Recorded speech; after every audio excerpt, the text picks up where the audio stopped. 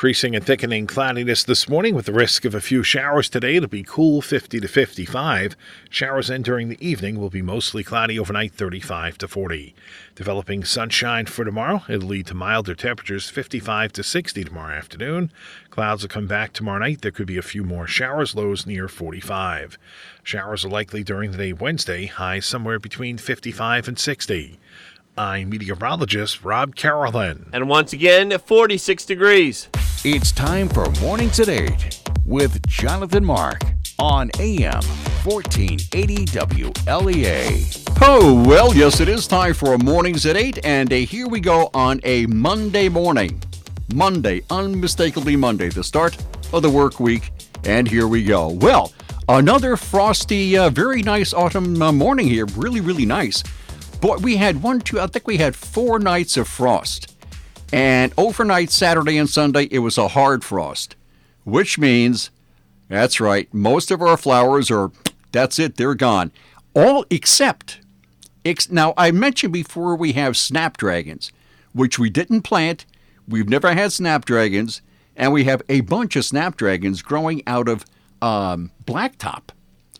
And how they got there, who knows?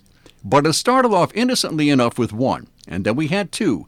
Now we have about 4 or 5, and even though all the other flowers in the garden and in the flower pots are gone, those snapdragons are still going. It's the strangest thing, I'll tell you. Okay, well, let me see. Oh, number 1 on the agenda this morning, very important. There's going to be a fundraiser for Hornell firefighter Chris Cartella, right? He suffered a stroke recently, and he has to go through a lot of rehab, right? And the fundraiser will be Friday, this Friday, 7 o'clock at the main place in Hornell. It's $15 a ticket. And if you want to help out or find out anything more about it, you can call Shannon Buckley at 382-0816. 382-0816. You can find out more about that. Anyway, that'll be Friday at the main place, $15 a ticket. Well, if you're looking for controversy, look no further than Columbus Day. This is Columbus Day. Schools, banks, post offices are closed. And, it used to be pretty simple, but I guess not. These, let me see, it became a federal holiday in 1937. And everything was fine. Up until relatively recently. Actually, it was a while ago. But let me see, these cities no longer recognize Columbus Day. Major cities like Los Angeles, Phoenix, Seattle, Portland, Denver, Albuquerque, Alexandria, Virginia, and a whole bunch more.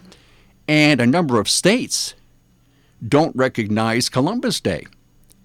Let me see, we have Alaska, Minnesota, South Dakota, North Carolina, Oregon, Vermont, Maine, New Mexico, and let me see, the state of Hawaii celebrates Discoverers Day.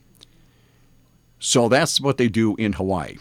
So the city of Berkeley stopped honoring Christopher Columbus in 1992. 1992, they said, nope, no more. It's over. That's done. So let me see, what else here? This was from a city council member in Seattle. He said, this is about taking a stand against racism and discrimination.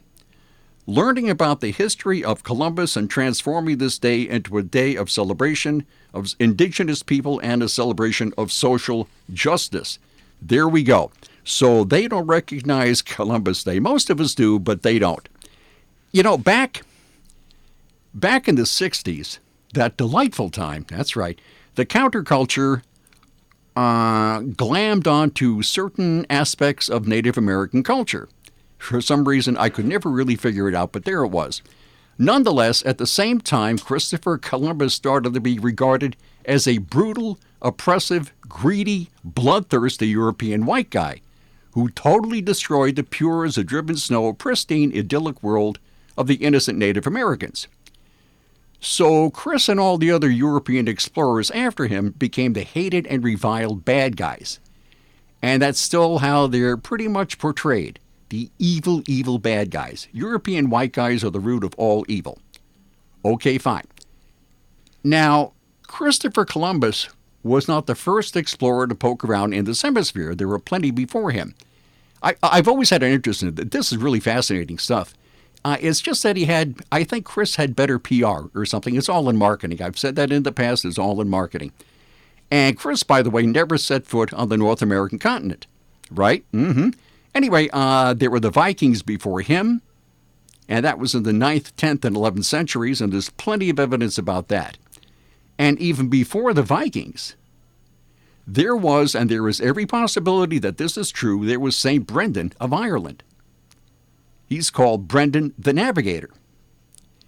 And that was way back in the 6th century. 6th century. True or not, we don't know for sure, but the jury is still out on that. But it's possible that he did in the 6th century, way before the Vikings, which were way before Chris, right? So anyway, here comes Christopher Columbus in the late 15th century.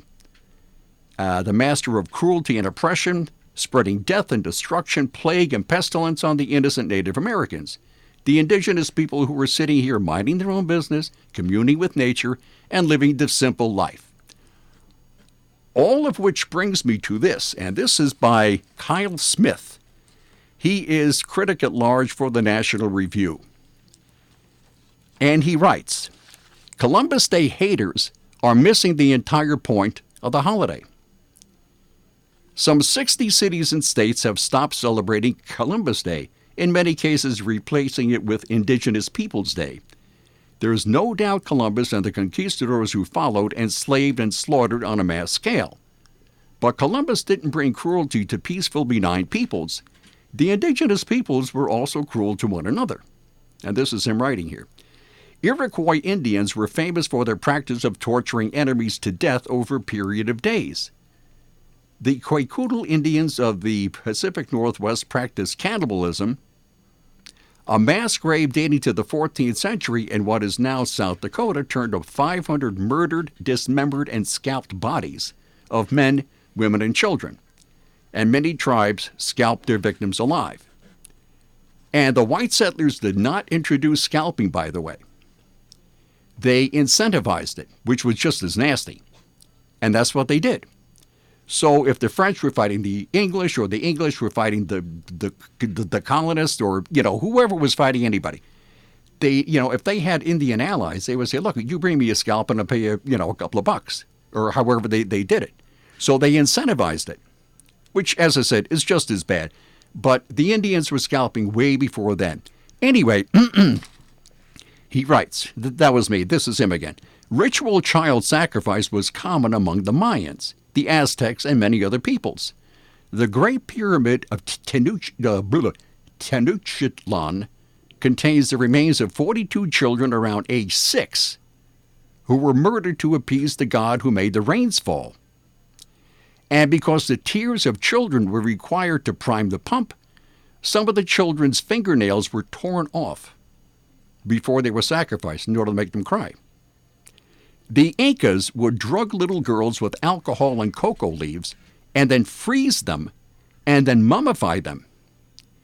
In a spot that now is right across the Mississippi River from St. Louis was a burial site where scores of teen girls were ritually sacrificed. And there is a theory that poor people had and slaves captured in war were literally fed to rich Aztecs because protein was so scarce. In the 15th century, life was cruel. Columbus didn't invent cruelty in the Americas. It was already here.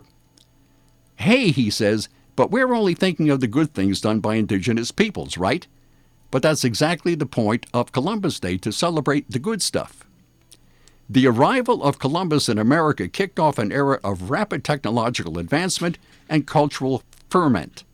While the clash of civilizations was bloody, and it was, celebrating Columbus Day is not a salute to conquest. Columbus is simply a handy symbol for all of the energy Italians and other Europeans brought to the Americas.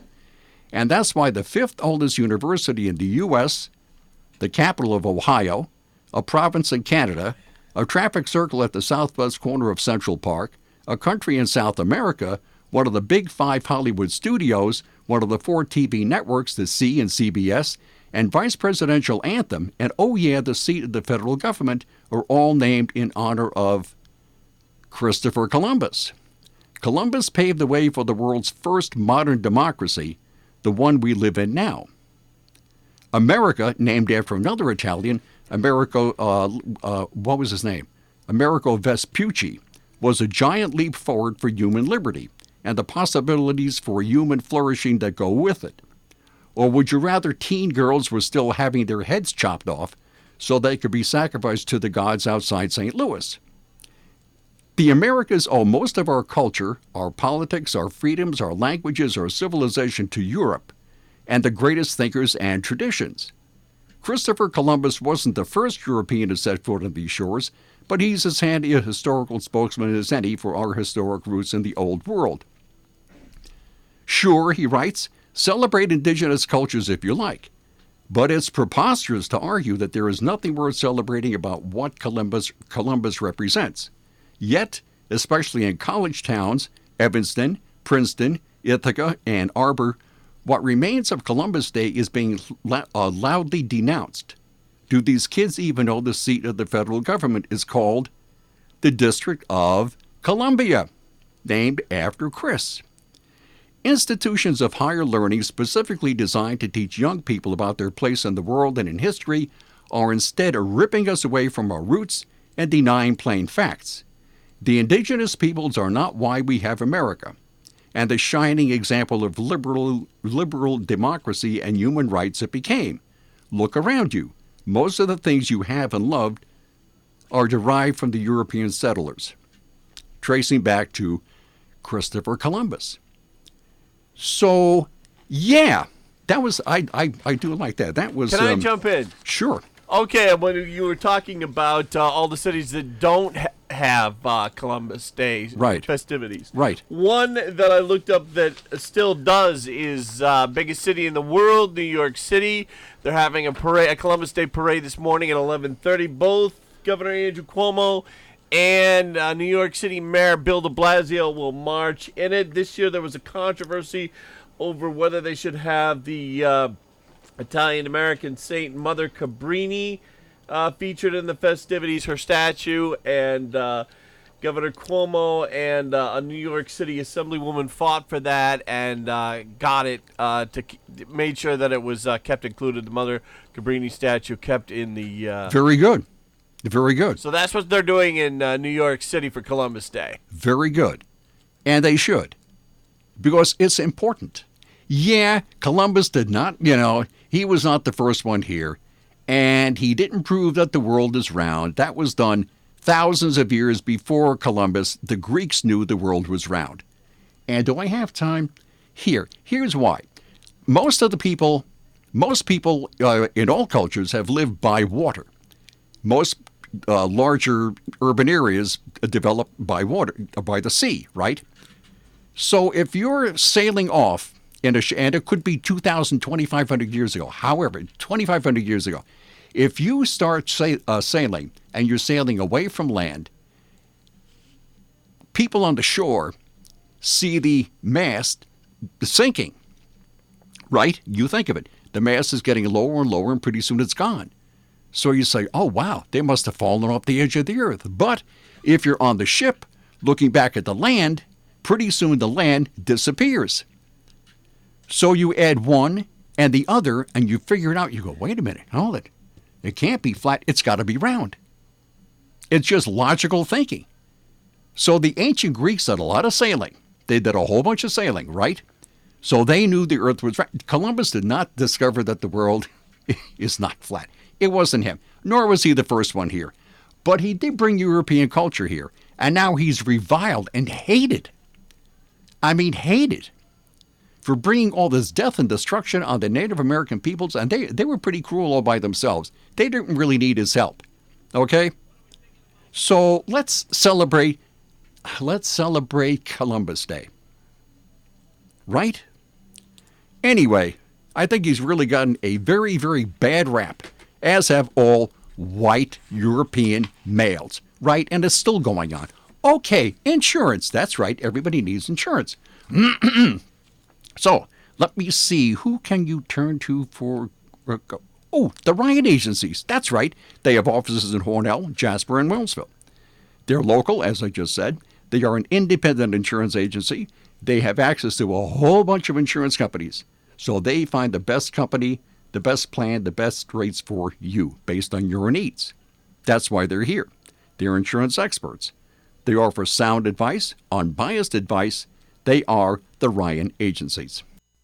From the Fox Sports Studios in Los Angeles, here's Brian Fenley. Astros' Carlos Correa stepped up to the dish with big plans in the bottom of the 11th against the Yankees in Game 2 of the ALCS. First pitch.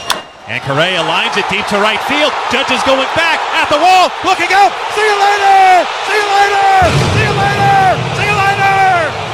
Astros even the series at a game apiece on the walk-off home run by Carlos Correa. The great Robert Ford on the call on the Houston Astros radio network. So Houston wins it 3-2, and now Game 3 is Tuesday at Yankee Stadium. The series is tied at 1.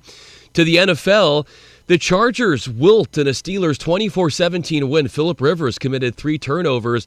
The Jets get by the Cowboys 24-22. And according to NFL Network, Cowboys wide receiver Amari Cooper suffered a thigh bruise in the game. However, there is no concern it'll cause long-term damage. I'm Charles Payne, and this is the Fox Business Report.